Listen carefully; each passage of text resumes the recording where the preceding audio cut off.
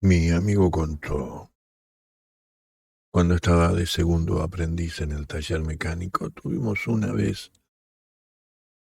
un día raro ahí en nuestro local de trabajo.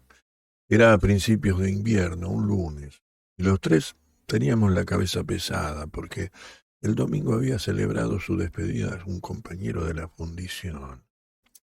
Y se nos había hecho tarde y la juerga había sido grande, con cerveza, embutidos, pasteles. Ese lunes nos hallamos pues soñolientos, desazonados, y todo esto frente a nuestros tornos. Recuerdo aún que yo tenía envidia del segundo oficial, que había pasado por el torno inglés, una gran barra de rosca. Miraba hacia él a menudo, le veía inclinado sobre la corredera, veía cómo parpadeaba y hacía aquel cómodo trabajo aún medio dormido.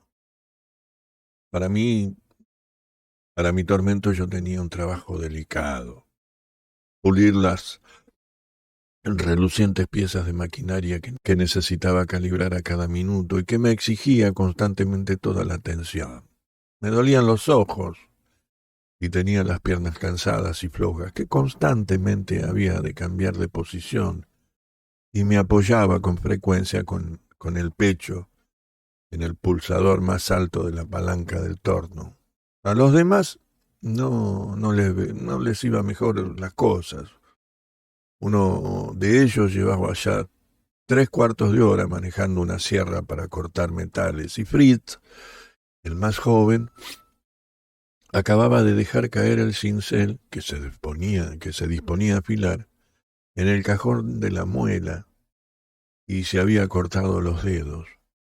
Nos habíamos burlado de él, pero sin ninguna energía. Estábamos todos demasiado cansados y destemplados. Pero aquella pequeña modorra era lo de menos. Todos lo sabíamos o lo intuíamos, aunque nadie dijera nada. Más de una vez, después de una juerga, la mañana transcurría precisamente con mucho jolgorio en el taller. Pero esta vez, pero esta vez, aunque el maestro estuvo ausente un rato, no se oyeron siquiera las acostumbradas alusiones a las hazañas y a los chistes del día anterior. Todo el mundo permanecía callado y sentía que algo lamentable, muy lamentable, estaba a punto de ocurrir. Estábamos como los corderos cuando el cielo se cubre de nubes y empieza a tronar. Bueno, sí. Y esta sensación de recelo, de peligro, iba por Hannes, el mayor de nuestros operarios. Llevaba ya 8 días de roces continuos con el maestro, y precisamente con el joven, es decir, con el hijo del maestro, que casi llevaba él solo el taller desde hacía algún tiempo. Y desde hacía unos pocos días se notaba en el ambiente que nos amenazaba una tormenta. En el taller reinaba un clima de opresión, de sofoco. El maestro no decía una palabra y los aprendices se deslizaban de un lado a otro, azorados y temerosos, como si tuviesen siempre una mano rendida a punto de caerles sobre las orejas. El susodicho Hannes era uno de los mecánicos más capacitados que he conocido y llevaba aproximadamente un año trabajando con nosotros. En todo este tiempo, principalmente cuando el viejo maestro llevaba todavía las riendas, no solo había trabajado magistralmente, sino que siempre había sabido dar un consejo en los casos difíciles y había llegado a hacerse verdaderamente indispensable. Con el maestro joven, que al principio le contradecía a menudo y que no dejaba que ningún subordinado se le subiese a las barbas, hubo al principio frecuentes desavenencias. principalmente porque Hannes se permitía ciertas libertades ocasionales y no era nada comedido en su manera de hablar.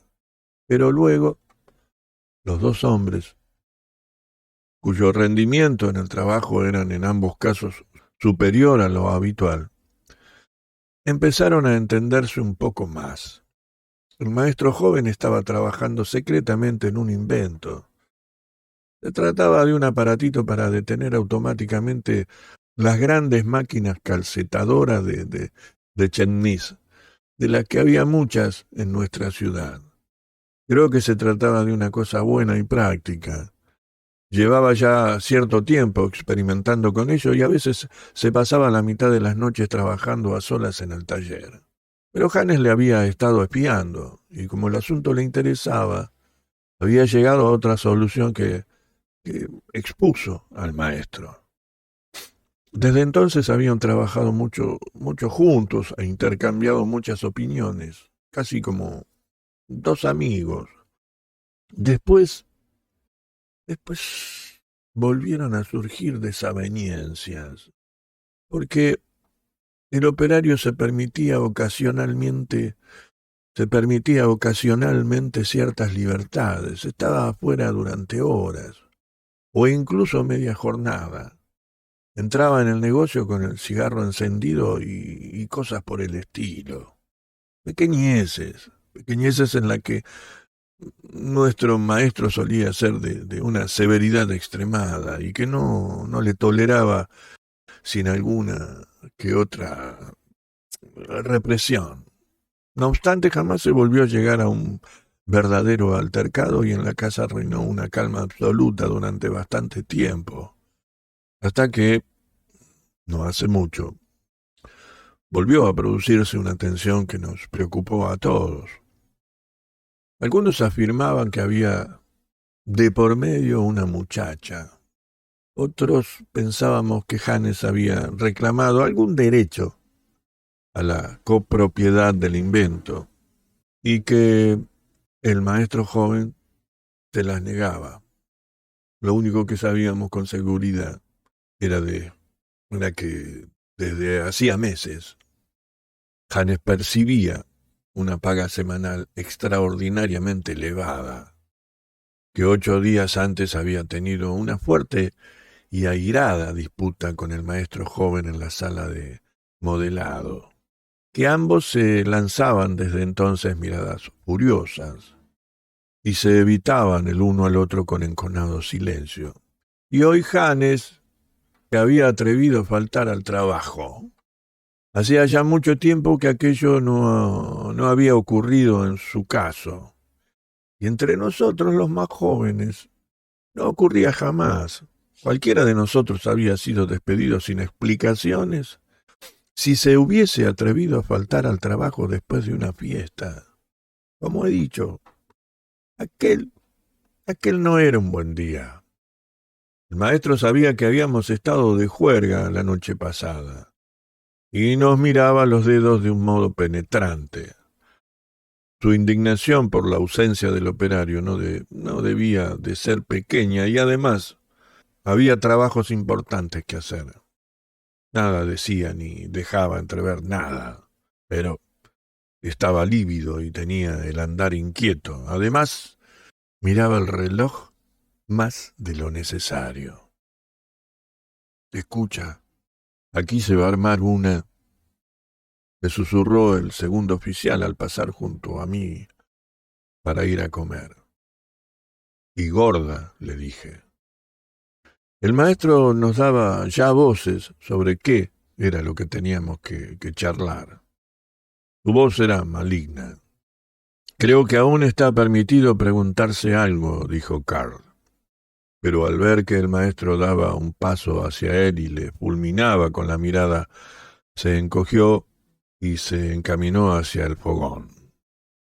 El descanso de mediodía había pasado y poco a poco pasaba la larga tarde, evidentemente con una lentitud tremenda porque la rabia contenida convertía al maestro en un insoportable compañero de trabajo. Aunque siempre controlaba nuestro trabajo, no nos trataba. No. Forjaba incluso una pieza de las grandes en lugar de dar órdenes a uno de nosotros para que se acercara a la fragua. Lo hacía solo, y el sudor le bañaba el rostro y las gotas hervían al caer sobre el yunque. Nosotros nos sentíamos como en el teatro, ante una escena terrorífica, o como ante un terremoto. A las 4, cuando merendábamos, el maestro hizo algo muy extraño. Se dirigió al puesto vacío de Hannes junto a su banco, tomó 2 llaves inglesas y con gran esfuerzo desmontó el pesado torno que ocupaba aquel lugar desde hacía muchos años y que seguramente era tan viejo como el taller. ¿Qué pensaba aquel hombre mientras efectuaba tan extraño e innecesario trabajo? Parecía como si tuviera la intención de no permitir que el operario volviese a poner los pies en el taller. Pero aquello parecía difícil de comprender. Era difícil de comprender por la cantidad de trabajo que había. A mí me produjo casi una impresión de repugnancia ver a aquel hombre práctico y poco dado a los juegos, entregado a una acción simbólica semejante a su muda hazaña. Me resultó perverso. A las 5 de la tarde tuvimos un buen sobresalto al ver que se abría la puerta del taller y entraba Hannes con gran calma y tranquilidad, vestido aún con su traje de los domingos, el sombrero echado hacia atrás, la mano izquierda en el bolsillo del pantalón y silbando quedamente. Todos nos miramos y esperamos con miedo a que el maestro le increpara, a que le regañara con violencia y se echase a berrear contra él, incluso a que le golpease. Pero no hizo nada, permaneció quieto sin moverse. Dejó de mirar al recién llegado y, según pude observar con toda claridad, se mordió los labios de un modo convulso. No comprendía a ninguno de los dos, y mucho menos a Hannes, hasta que observé que éste venía algo borracho, con el sombrero puesto y la mano izquierda en el bolsillo. Anduvo algo tambaleante hasta su puesto. Así se detuvo y vio que su torno había desaparecido. Miró en derredor y en voz alta comentó: ¿Quién es el cerdo que me ha hecho esto? Pero nadie le contestó. Acto seguido se dirigió a uno de nosotros. Le contó un chiste, pero el interpelado se guardó muy bien, naturalmente, de reírse o de levantar la vista. Entonces Hannes se encaminó al rincón del taller que se mantenía despejado y donde estaba la pequeña máquina nueva que construía él y el maestro. Faltaban unos pocos detalles para quedarse lista, y se hallaba atornillada provisionalmente a una viga de hierro. Quitó la lona extendida sobre ella y permaneció unos instantes contemplando la obrita. Jugueteó con las 2 bonitas palancas y pasó los dedos por los tornillos. Luego se aburrió, dejó la máquina sin volverla a cubrir, fue hacia la forja. Prendió una viruta y encendió con ella un cigarrillo. Lo mantuvo humeante entre los labios y salió del taller con el mismo andar despreocupado con que había entrado. Una vez salido, el maestro se dirigió a la máquina y volvió a cubrirla cuidadosamente con la lona. No dijo una sola palabra, y su actitud de aquella tarde fue para mí un enigma. Ninguno de nosotros se atrevía a esperar que el asunto quedase liquidado. Y a mí me ocurrió un percance a causa de la excitación. Se me rompió una fina broca contra el hierro y desde este instante temí únicamente por mi propia piel y no pensé en otra cosa. Era una tortura ver la lentitud con que pasaba el tiempo hasta la hora de salir, y cada vez que el maestro pasaba junto a los estantes donde se hallaban las brocas perfectamente ordenadas, según el número, me invadía una sensación de sofoco.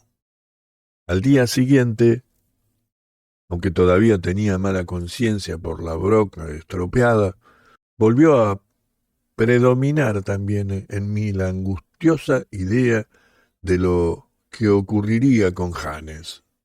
Llegamos al taller un poco más frescos y más descansados que el día anterior, pero la angustia no había cedido y las conversaciones y chistes habituales de cada mañana se nos quedaron en la garganta. Hannes había llegado a la hora acostumbrada, sereno y con su moño azul de mecánico.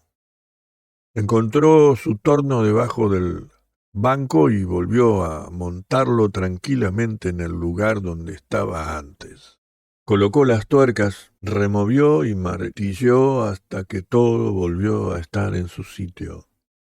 Luego fue a buscar el aceite y engrasó perfectamente los tornillos. Los probó un par de veces y se puso inmediatamente a trabajar. Apenas hubo transcurrido media hora cuando apareció el maestro joven. «Buenos días», dijimos todos, y él asintió con la cabeza. Hannes fue el único que nos saludó. El maestro se acercó a él. Le estuvo observando unos instantes y luego le dijo lentamente: «¿Desde cuándo vuelve a estar ahí el torno?» «Desde hace media hora», dijo Hannes, echándose a reír, pero era una risa artificial, llena de terquedad y quizá también de inquietud. «Bien», dijo el maestro. «¿Y quién te ha mandado que lo volvieras a colocar?» «Nadie. Me basto yo solo para saber lo que he de hacer», dijo Hannes. «En este taller no tienes nada que hacer», gritó el maestro, levantando algo más la voz. «Desde hoy, nada más. ¿Comprendido?» Hannes se rió. «¿Crees que puedes echarme?» El maestro se puso lívido y cerró los puños. «¿Desde cuándo me tuteas, cerdo?» «Eso de cerdo lo serás tú». El maestro perdió el control de sí mismo. Sonó un golpe y un grito, y luego hubo un silencio mortal en todo el taller porque todos dejamos el trabajo y aguzamos el oído aterrorizados. El maestro le había dado a Hannes un puñetazo en plena cara. Ahora se hallaban frente a frente, muy juntos. Así pasaron unos cuantos minutos, sin moverse, y al que había recibido el golpe se le hinchó la piel alrededor del ojo. Ambos tenían los puños ligeramente levantados y temblaban un poco, el maestro de un modo más perceptible. Nosotros teníamos los ojos muy abiertos y a nadie le pasó por la cabeza decir una sola palabra. Entonces, como si cayese un rayo, sucedió que Hannes pasó junto al maestro y se lanzó hacia la fragua. Con ambas manos tomó uno de los pesados martillos y en un santiamén se volvió a plantar ante el maestro. Lo miró de una manera que nos llenó a todos de una inquietud mortal. «Anda, golpea, si tienes coraje», dijo el maestro. Pero su voz no sonaba del todo sincera, y cuando Hannes se dispuso a dar el golpe, el otro se sintió en peligro y retrocedió paso a paso, y Hannes seguía tras él, siempre con el gigantesco martillo de fragua a punto de caer. El maestro estaba pálido como un muerto y se le oía jadear. Hannes le fue acorralando lentamente hasta el rincón. Le tenía ya contra la pared junto a su pequeña máquina de la que se había caído la lona. Hannes tenía un aspecto terrible en su cólera, y las señales del puñetazo alrededor del ojo contrastaban con la blancura de la cara y le daban un aspecto todavía más tremendo. Alzó un poco más el martillo, apretó los dientes y lo dejó caer. Todos cerramos los ojos al instante. Luego oímos que el operario se echaba a reír de un modo estruendoso y maligno. Su golpe había retumbado, como si toda la casa temblase sobre sus cimientos, y ahora volvía a levantar el martillo y descargaba un segundo golpe. Pero los dos golpes no habían sido dirigidos contra el maestro. Fue la máquina, su invención, la que quedó horriblemente destrozada, y sus pedazos, partidos, retorcidos y aplastados, yacían esparcidos por el suelo. Entonces Hannes arrojó el martillo y regresó muy lentamente al centro del taller. Allí se sentó en el yunque con los brazos cruzados, aunque le temblaban aún las manos y las rodillas. El maestro le siguió con la misma lentitud y se plantó frente a él. Parecía que ambos estaban completamente exhaustos y que no les quedaban fuerzas para nada. Hannes balanceaba las piernas y así permanecía el uno sentado y el otro de pie sin mirarse ya. Y el maestro continuaba pasándose la mano por la frente una y otra vez. Luego de un largo silencio, dijo en un tono serio y suave: Ahora, Hannes, te levantas y te vas, ¿no? Sí, claro, dijo el oficial y añadió: Adiós entonces. Adiós, Hannes. Y Hannes salió con su ojo hinchado y las manos negras aún de la grasa del torno. Y no volvimos a verlo. Me pareció que el momento era favorable y me dirigí hacia el maestro para decirle que había roto una de las brocas de las más finas. Temeroso esperé la sentencia, pero se limitó a decir: ¿de qué número? 3/4, susurré. Encarga una nueva, dijo, y no pronunció una sola palabra más.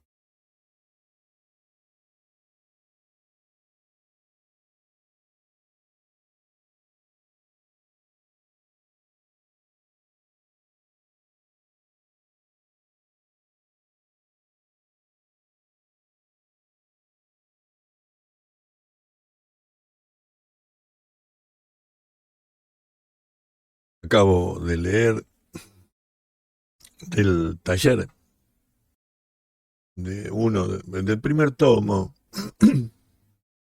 de los cuentos del maestro Hermann Hesse.